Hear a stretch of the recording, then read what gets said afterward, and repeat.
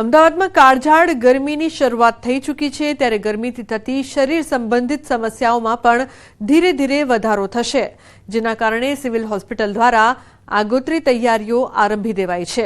દર્દીઓના સગા માટે શેડની વ્યવસ્થાની સાથે પાણી, પંખા અને બેસવા માટે બાંકડા પણ ગોઠવી દેવાયા છે।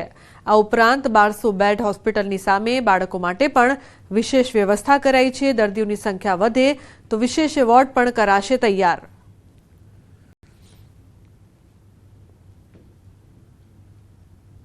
अतिशय माथું દુખતું હોય, વીકનેસ હોય કે કંઈક વોમિટિંગ, ડાયરિયા થાય, આ બધા જ સિમ્ટમ્સ છે જે આમ વેગ સિમ્ટમ છે કે જે કોઈને પણ વ્યક્તિને હીટ સ્ટ્રોક થાય તો આવા સિમ્ટમ સાથે આવવાના છે।